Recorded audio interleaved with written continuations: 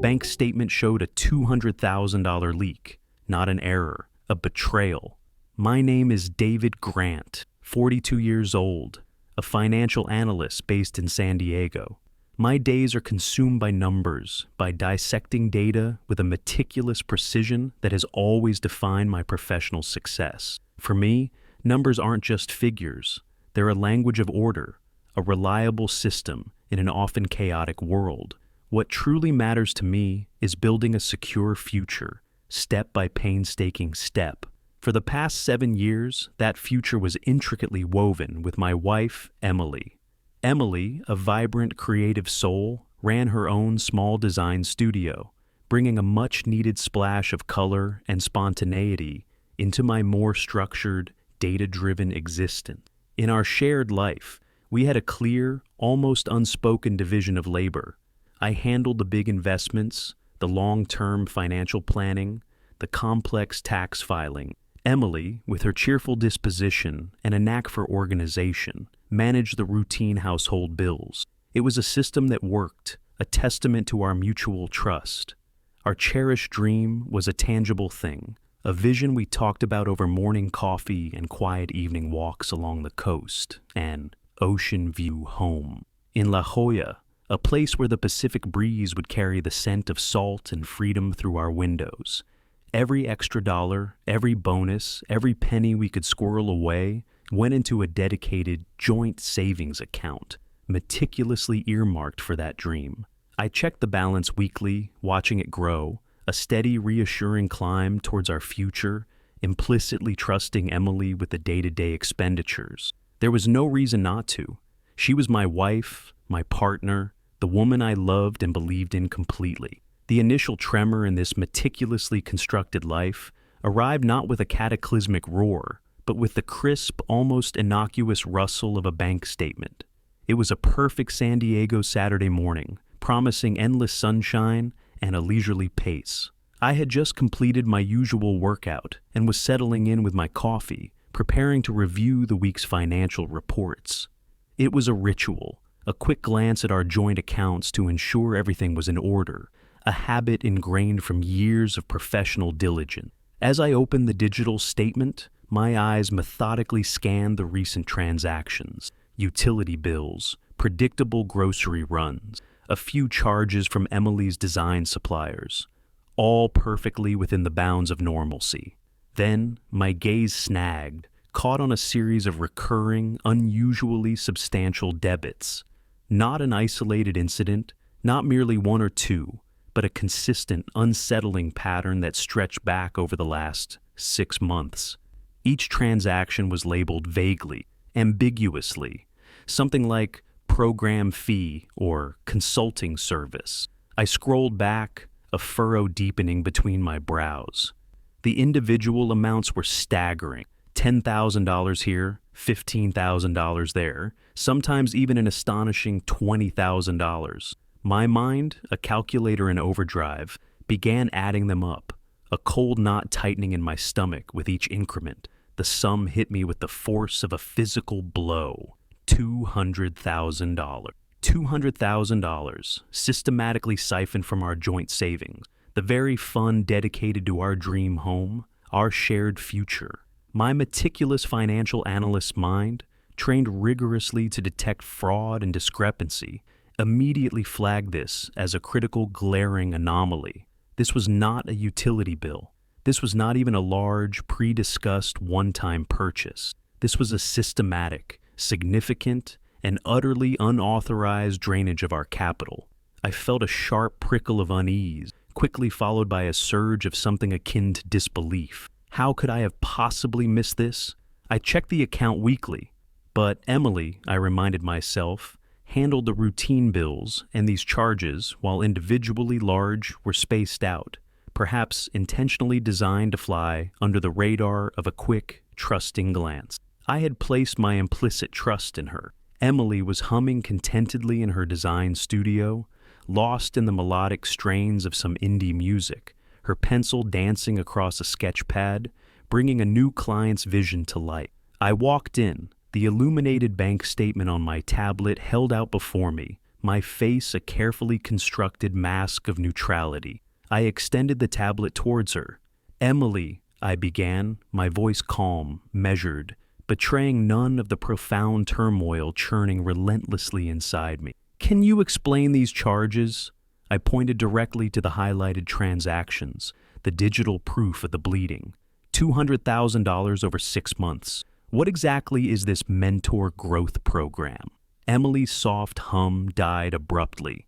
She looked up, her bright, usually open eyes widening slightly as her gaze fixed on the tablet. Her cheerful demeanor visibly faltered, replaced by a flicker of an emotion I couldn't quite place. Was it surprise, or was it chillingly guilt? She took the tablet, her fingers, usually so graceful, now trembling slightly as they traced the damning numbers. "Oh, that," she said, a little too quickly, a nervous, almost forced laugh escaping her lips. That's the mentor growth program." She looked at me, her smile a little too wide, a touch too bright. "It's an elite business coaching service, David, for my studio. It promises quantum growth for my business. It's incredibly exclusive, a real game changer for my career, for us." My analytical mind, instantly activated, went into overdrive. Quantum growth? Emily, $200,000 for coaching? That's an astronomical sum. What kind of program is this? Where are the contracts? The receipts? I need to see the detailed breakdown. Who are these elite mentors? My voice remained outwardly even, level, but an undeniable undercurrent of urgency, of deep-seated concern, began to emerge, betraying my internal distress. My professional instincts were screaming. This didn't sound like any legitimate business expense I had ever encountered in my decades of financial analysis. $200,000 for a vaguely defined program, without my knowledge, without any documentation, any transparency. It was simply unheard of, unthinkable. Emily's carefully constructed composure crumbled before my eyes. The nervous, brittle smile vanished, replaced by a contortion of distress. Her eyes, usually so expressive and full of genuine life, welled up instantly, glistening with unshed tears. Her lower lip began to tremble uncontrollably, a clear prelude to what was coming. "David," she choked out, her voice cracking, breaking under the pressure. I was scammed." Tears began to stream, unbidden, down her face, catching the light in the studio. "I'm a victim. They promised so much. The testimonials they showed me were incredible, but it was all a leer. I just wanted to make my studio a roaring success for us, for our dream home, for our future. I'm so sorry. I'm so incredibly sorry."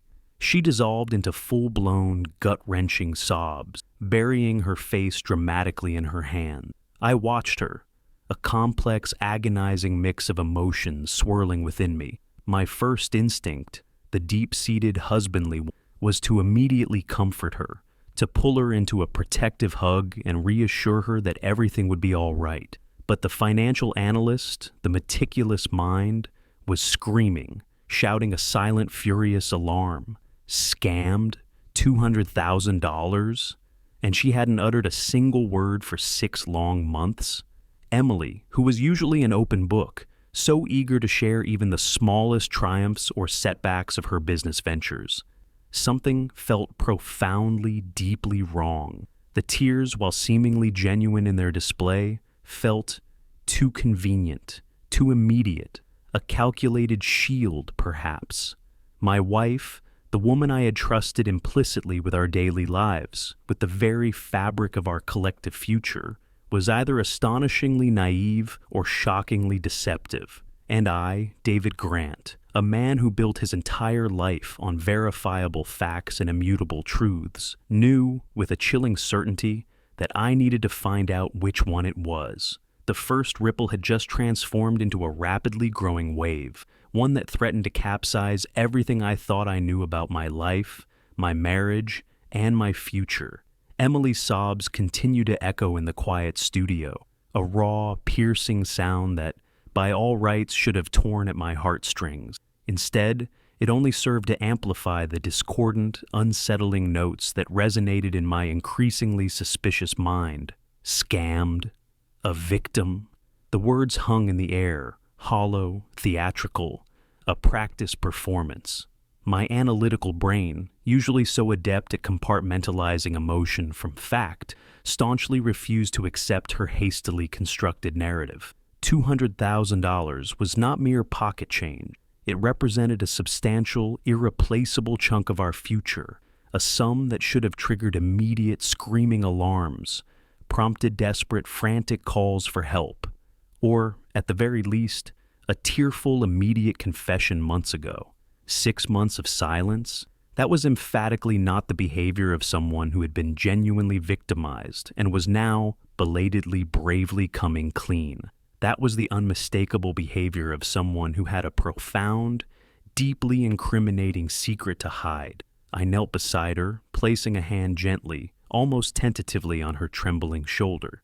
"Emily, I understand you're deeply upset," I said, my voice carefully modulated, softer now, outwardly sympathetic, but internally engaged in a relentless, cold calculation. But for us to even begin to fix this, we need to understand exactly what happened. Who are these people? Do you have any emails, any contracts, anything at all from this mentor growth program?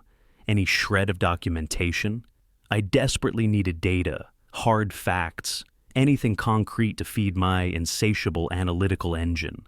Emily shook her head, her face still obscured by her hands, her sobs still racking her slender frame. They did everything over the phone, she mumbled, her voice muffled but her words chillingly clear. It was all very personal, very exclusive. They said it was part of their quantum growth method, to build trust, to ensure commitment. No paper trail, just the payments. No paper trail. That was another crimson flag, flapping furiously in the wind of my growing suspicion. Any legitimate business, particularly one audacious enough to demand such astronomical sums, would leave a clear, undeniable trail of contracts, invoices, a distinct digital footprint. "And these creative retreats you've been going on," I continued, my voice still gentle but with a new sharper edge of relentless inquiry. "Were those specifically part of this program?" Emily sniffled, her head nodding almost imperceptibly. "Yes, they were intensive workshops, networking, immersive experiences. That's why I had to go alone. They said it was important for focus, for deep personal growth." I stood up, my mind already instinctively, meticulously piecing together the disparate fragments of her narrative. I offered Emily a fresh glass of water, a quiet moment, ostensibly for her to compose herself. I knew better than to press her further in that precise moment. My current objective was clear. I needed to gather my own intelligence, to conduct my own rigorous investigation, far removed from the emotional theatrics and convenient tears. My intuition, honed by years of sniffing out the most intricate financial irregularities, was screaming, shouting with undeniable conviction that this was not a simple scam. This was something far more insidious, far more personal, far more devastating. I retreated swiftly to my home office, the familiar, comforting glow of my dual monitors a welcome sanctuary. I pulled up our joint bank account again, zooming in with microscopic precision on the mysterious Mentor Growth Program transactions. My fingers flew across the keyboard as I began to cross-reference them with Emily's personal calendar, which she kept meticulously updated on our shared cloud. Matching dates. This was my initial, most crucial, and utterly damning step. Emily had been taking these creative retreat trips every few weeks for the past 6 months. Each trip, she would explain with such believable enthusiasm, was a necessary escape to foster her creativity, to network with other burgeoning designers, to find new waves of inspiration. She'd always gone alone, citing the need for solitude to truly immerse herself in her artistic process. I, trusting her implicitly, had always wholeheartedly encouraged her artistic pursuits.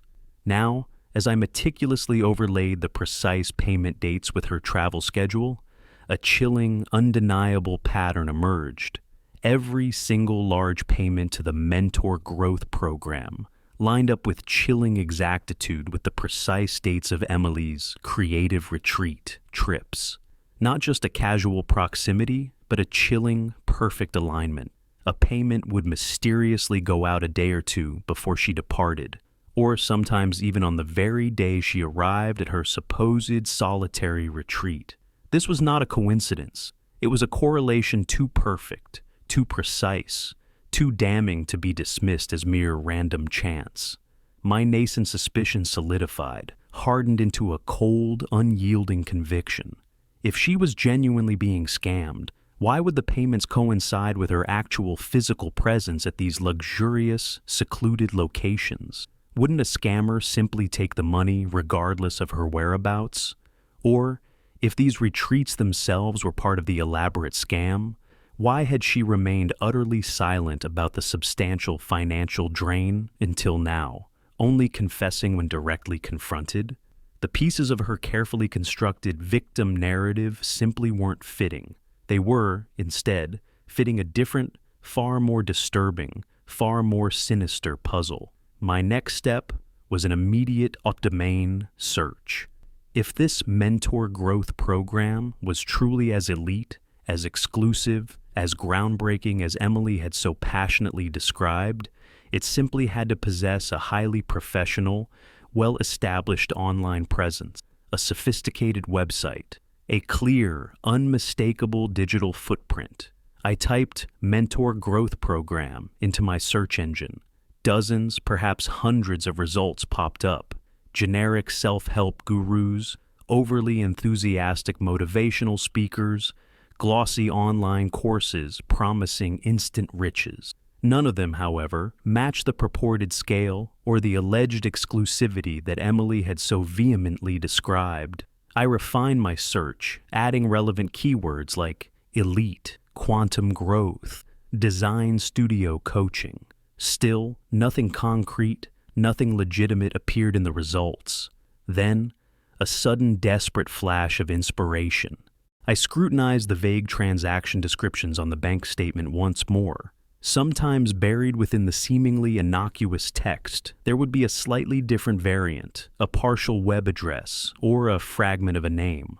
On one particular transaction, I found a slightly different variation. It was a long shot, a desperate attempt, but it was worth a try.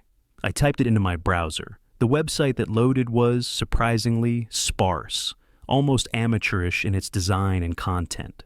A single poorly designed landing page, a few vague, generic testimonials, a simple contact form, no clear corporate structure, no detailed program outlines, no names of elite mentors to be found anywhere. It screamed front, a hastily constructed facade designed to deceive. I immediately ran a Hoy's lookup on the domain. The results hit me with the force of a physical blow, a chilling confirmation of my darkest fears. An email address that, with a sickening lurch in my gut, I recognized belonged to a man named Jason Lang. The name sent a jolt of recognition, then a cold, horrifying wave of dread through me. Jason Lang. I vaguely remembered Emily mentioning a Jason from some of her recent networking events. A fellow creative she had apparently met at a design expo a few months back. She'd described him quite enthusiastically as charismatic, a visionary in the design world. I, in my naive trust, had thought nothing of it at the time, simply filing it away as part of her professional networking. Now, the name echoed in my mind with a sinister, unmistakable resonance. My fingers, now a blur of cold determination, replacing the initial shock and disbelief, flew across the keyboard. I searched for Jason Lang on every social media platform I could think of. LinkedIn, Instagram, Facebook. I found him quickly, easily.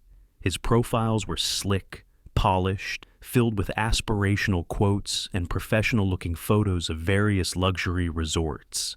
And then I saw it.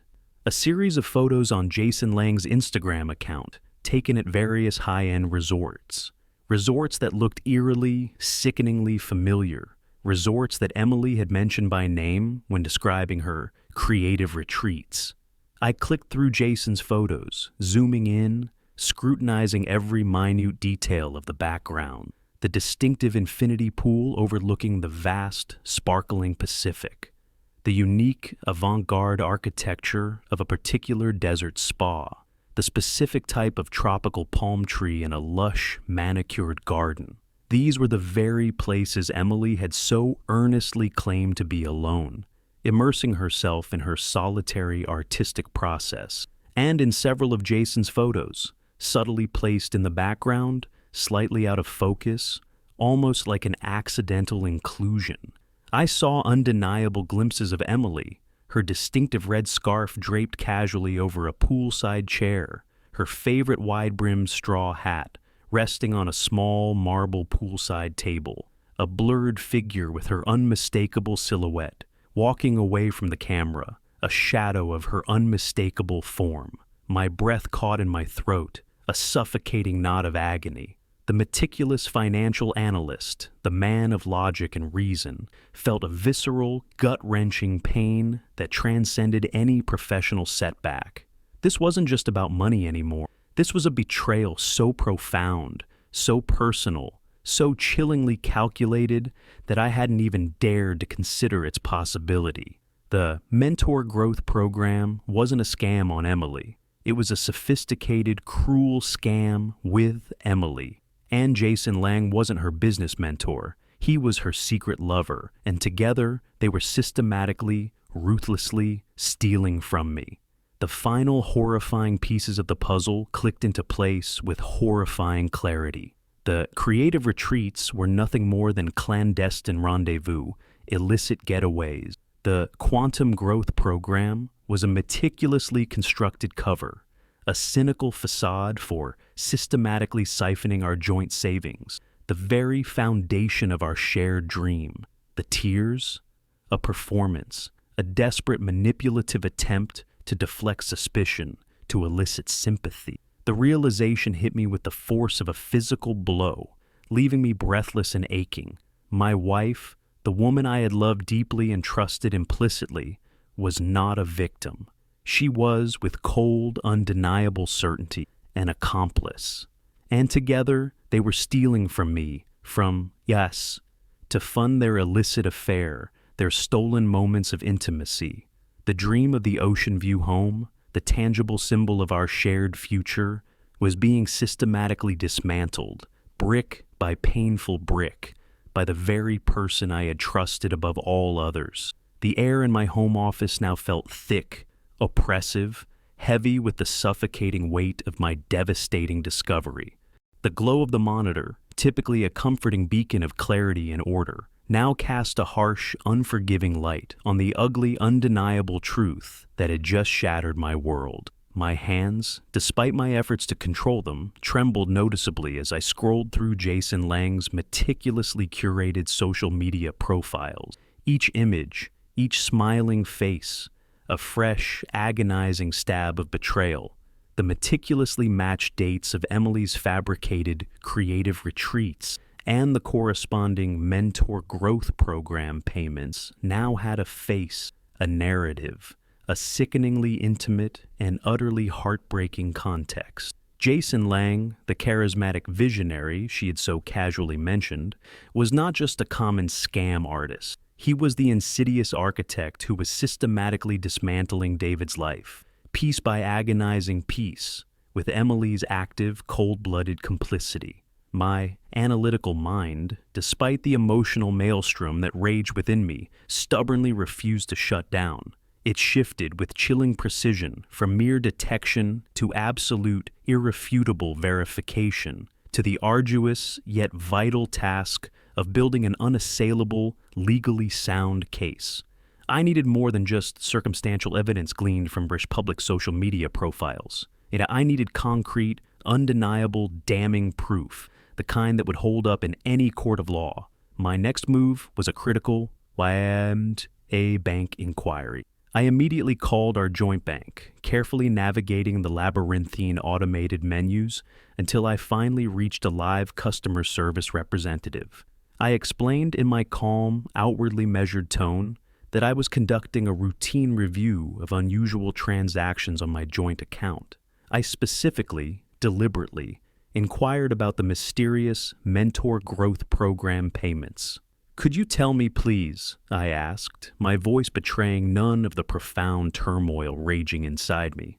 "Are these payments being made to a corporate entity, a registered legitimate business, or, more specifically, to an individual's personal account?" The representative politely put me on hold for a brief, agonizing moment.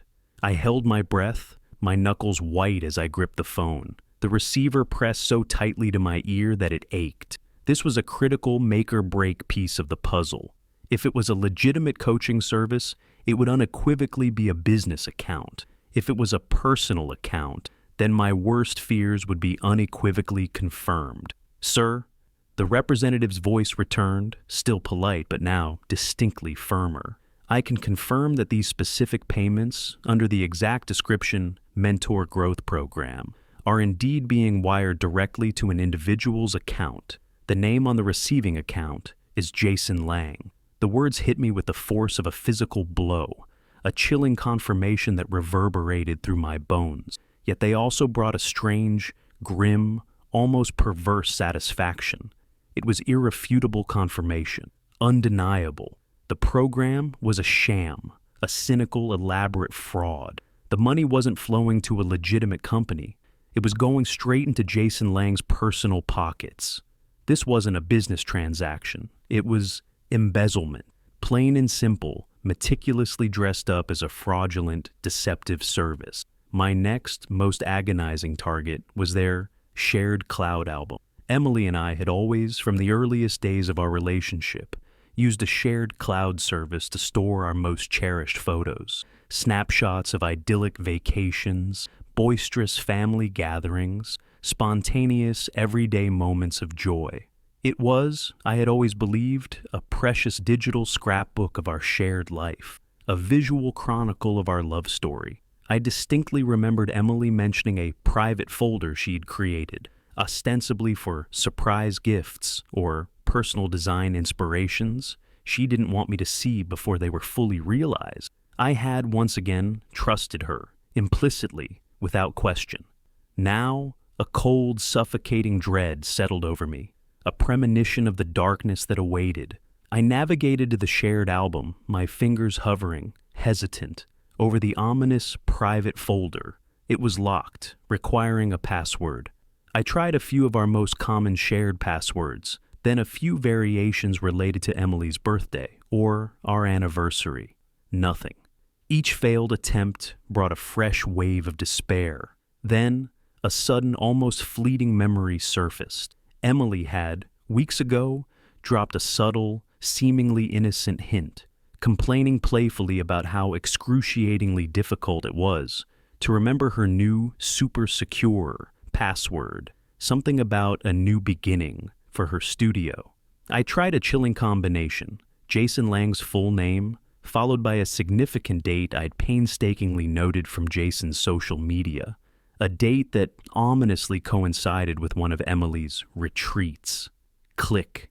A soft, almost inaudible sound, yet it reverberated like a thunderclap in the silent room. The folder unlocked. What I saw inside made my stomach churn violently, the acrid bile rising uncontrollably in my throat. It wasn't surprise gifts. It wasn't design inspirations. It was a sickening, grotesque gallery of romantic snapshots of Emily and Jason.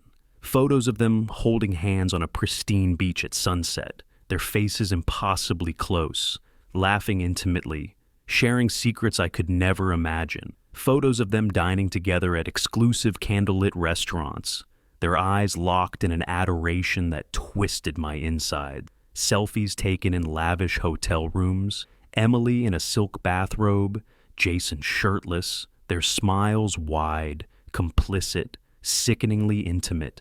There were dozens of them, meticulously time-stamped over the past 6 months, each one corresponding perfectly with Emily's so-called creative retreat trips and the nefarious Mentor Growth Program payments. One photo, in particular, burned itself, a searing brand into my memory. Emily, her head resting contentedly on Jason's shoulder, both of them looking out at a breathtaking ocean view from a luxurious balcony. An ocean view, the very thing, the very dream they had been tirelessly saving for, the symbolic foundation of our future. It was a cruel, mocking irony, a twisted mockery of everything we had built. This wasn't just an affair. It was a brazen, calculated, and utterly heartless betrayal, systematically funded by our shared dream, by my trust.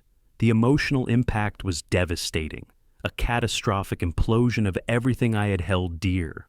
I felt a cold, crushing weight in my chest, a profound sense of loss that transcended any financial figure.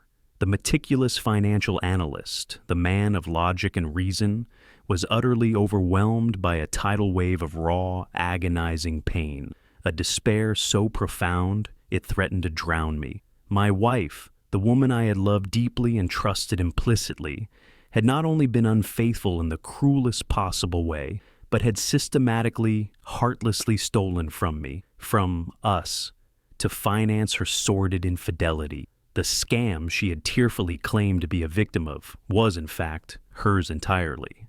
And I was the true, unsuspecting victim. I spent the next few hours, my mind a blur of unbearable pain and icy, unyielding fury, meticulously compiling an unassailable evidence dossier.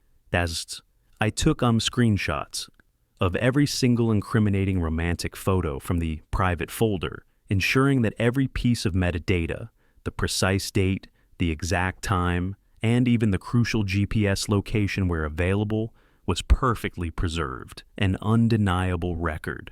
I downloaded all the relevant each bank statements, meticulously highlighting every single Mentor Growth Program transaction, each one a testament to their greed, clearly displaying Jason Lang's private email as the fraudulent registrant.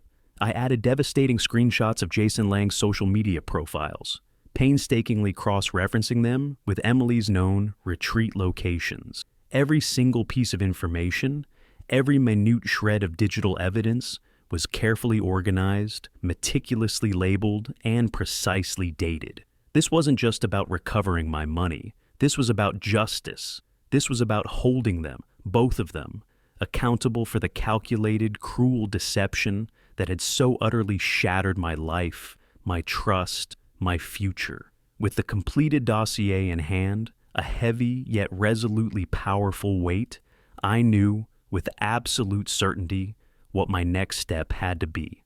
I picked up my phone and dialed my attorney. The game, their deceitful little game, was definitively over. Now, the relentless, uncompromising reckoning would begin. The meeting with my attorney, Sarah Jenkins, passed in a blur of dispassionate legal jargon and the cold, unyielding realities of law. I laid out the meticulously compiled evidence dossier on her polished mahogany desk, each document a testament to their betrayal, each image a fresh wound. Sarah, a sharp, no-nonsense litigator, renowned for her unwavering tenacity and formidable courtroom presence, listened intently, her expression subtly shifting from professional curiosity to quiet, simmering outrage as she reviewed the damning screenshots, the damning bank statements, and the damning metadata I had so painstakingly gathered. "David," she finally said, closing the folder with a decisive, chilling snap, "this isn't merely a divorce. This is unequivocally marital fraud and a clear case of potential embezzlement of joint assets. The evidence you've painstakingly gathered is not merely compelling, it's remarkably thorough, absolutely irrefutable. It paints a profoundly clear, undeniable picture of calculated, systematic deception." She looked at me, her gaze for a fleeting moment softening with genuine empathy. "I am truly so sorry you're forced to navigate through this."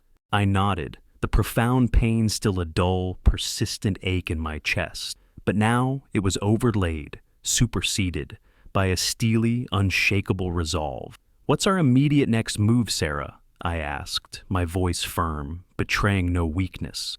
"I want to stop this hemorrhaging of funds, recover what's rightfully ours, and ensure they both face the full, unyielding consequences of their actions.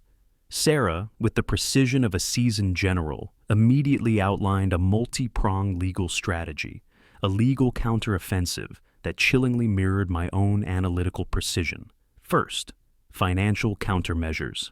"We need to plug this insidious leak immediately, David," Sarah stated with an undeniable authority. "You need to block any further unauthorized transfers from your joint accounts, cancel all joint credit cards, and we will initiate immediate chargebacks on the most recent transactions from that so-called mentor growth program.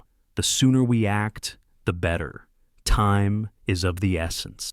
I didn't hesitate for a single second. I was already logged into our banking portals on my laptop, my fingers flying across the keyboard with a renewed sense of purpose. Within mere minutes, I had placed irrevocable holds on all outgoing transfers, effectively blocking any further siphoning of our hard-earned funds. I then systematically went through every single joint credit card we possessed, calling each issuer and firmly canceling them. For the last 4 Mentor Growth Program transactions, which had conveniently occurred within the bank's 60-day chargeback window, I initiated immediate chargebacks, citing irrefutable fraudulent activity. The bank's fraud department, recognizing the alarming pattern and the substantial amounts involved, immediately opened a full-scale inquiry, sensing the gravity of the situation. Next came the crucial legal demand. "We will issue a formal, uncompromising demand letter to Jason Lang," Sarah explained, her voice sharp and precise. "It will unequivocally state that he has willfully misappropriated $200,000 of your joint marital funds through thoroughly fraudulent means. He will be given a strict, non-negotiable deadline to return the misappropriated funds, plus all accrued interest, or face immediate criminal fraud charges and a comprehensive civil lawsuit for unjust enrichment and criminal conspiracy to defraud." This was a direct, devastating shot across Jason's unsuspecting bow, a clear, unmistakable message that I, David Grant, was not backing down, not by an inch. Then came a more subtle, yet equally potent move: workplace pressure. "Emily's carefully constructed victim story," Sarah mused, her eyes narrowing, "is highly likely her desperate attempt to garner sympathy from her colleagues and employer, perhaps even to use it as a convenient excuse for any recent poor performance, or to deflect from any financial irregularities she might have inadvertently caused at her own design studio. We need to preempt that narrative, to dismantle it before it takes root." I, drawing upon my own extensive corporate experience within the banking sector, understood her strategic thinking immediately. I contacted my own bank's human resources and compliance teams. I carefully avoided revealing the full, devastating extent of the marital fraud or the sordid affair at this initial stage. Instead, I simply informed them that my wife, Emily, had recently disclosed to me that she believed she had been the unfortunate victim of a significant financial scam involving a highly questionable business coaching program. I framed it as a cautionary tale, expressing genuine concern about the potential for such insidious scams to impact our employees' overall financial well-being and, by extension, the bank's reputation. I subtly implied that Emily might be distressed and potentially vulnerable, without explicitly directly accusing her of wrongdoing. The effect for Emily was immediate and utterly devastating. Instead of the wave of sympathetic support she had undoubtedly anticipated, Emily received an official inquiry from her own company's HR and compliance department. They were gravely concerned about a potential financial vulnerability and a significant reputational risk for her studio, given the astonishingly large sum involved. They formally requested comprehensive documentation, granular details of the alleged scam, and, with chilling corporate politeness, offered support in the form of rigorous internal investigations and mandatory financial counseling sessions. Emily, who had naively hoped to leverage her fabricated victimhood for sympathy and escape, suddenly found herself under intense scrutiny from her own employer, utterly exposed and forced to explain a fabricated story that was now rapidly, irrevocably unraveling around her. This was a masterstroke, a calculated maneuver that turned her own insidious lie squarely against her, trapping her in its very fabric. Simultaneously, the bank, having received my chargeback requests, and now fully armed with my meticulously detailed evidence dossier, which Sarah had formally submitted with undeniable legal weight, launched a full-scale, aggressive fraud investigation. They quickly and efficiently cross-referenced the Mentor Growth Program payments with Jason Lang's personal account. The findings were not merely damning, they were utterly conclusive. The sheer audacious volume of money involved, the direct individual payments to a single person, the complete and utter lack of corporate registration, it all pointed unequivocally to a sophisticated, systematic, and utterly ruthless fraud. As a direct result, the bank, acting swiftly to protect its own financial interests, and to rigorously comply with stringent anti-money laundering regulations, immediately froze Jason Lang's account. The invisible walls were closing in, tightening their grip around him. Jason, suddenly and unexpectedly cut off from his illicit, ill-gotten funds, attempted to make a desperate escape, to disappear without a trace. He frantically tried to book international flights, to make large, desperate purchases, to access other previously hidden bank accounts. But, with his primary account frozen and the bank's fraud investigation flagging his name across vast financial networks, his credit was now completely locked down, and any attempts to open new accounts or make any significant transactions were immediately flagged and denied. He was trapped utterly, hopelessly, his escape route sealed off by my calculated, precise moves. The escalating pressure became utterly unbearable for Emily. With Jason's funds frozen, their ill-conceived escape plan to Los Angeles was dead in the water, drowned in a sea of frozen assets. Her own employer was relentlessly questioning her, and my attorney, Sarah, was circling, ready to pounce. Cornered and with absolutely no viable way out, Emily was finally, reluctantly, forced to confess. Everything, the clandestine affair with Jason Lang, the systematic cold-blooded diversion of our joint funds, the elaborate deceitful lie about being scammed. The confession was agonizing for her, humiliating, but it was the raw, unvarnished truth. With Emily's confession finally secured, my attorney, Sarah, wasted no time, acting with decisive speed. She officially filed a suit for embezzlement of joint assets and marital fraud against both Emily and Jason Lang. The legal proceedings were now fully engaged. The resolution of the conflict was definitive. The court ruling success was issued, establishing financial restitution and accountability. Jason Lang was unequivocally ordered to repay $160,000 of the misappropriated funds directly to me. This amount, though slightly less than the full $200,000, accounted for some initial, relatively legitimate, though minor, business expenses Emily had incurred before the scheme fully took hold, as well as a portion that was unfortunately deemed unrecoverable due to being irretrievably spent. Crucially, Jason was also sternly ordered to pay interest on the entire sum, and perhaps most satisfyingly to cover all of my considerable legal costs. It was a crushing, financially ruinous blow to Jason, who now faced not only immediate pecuniary devastation, but also a permanently tarnished reputation that would follow him forever. The frozen funds from his account would be directly transferred to me, a tangible symbol of justice served. Emily's penalty was also determined by the court.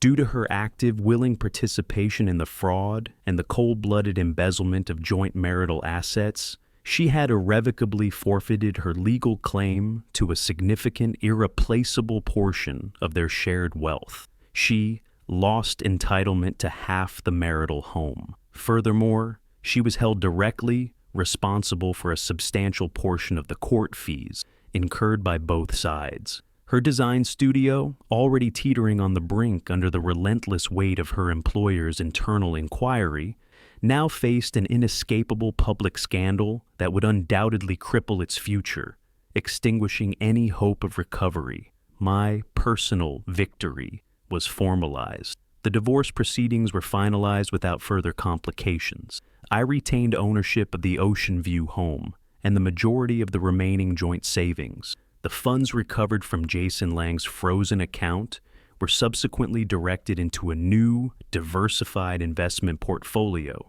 securing my financial future. Following the legal resolution, my emotional state transitioned from distress to a state of calm. The pain associated with the betrayal subsided. A lesson was learned regarding the importance of vigilance, even within trusted relationships.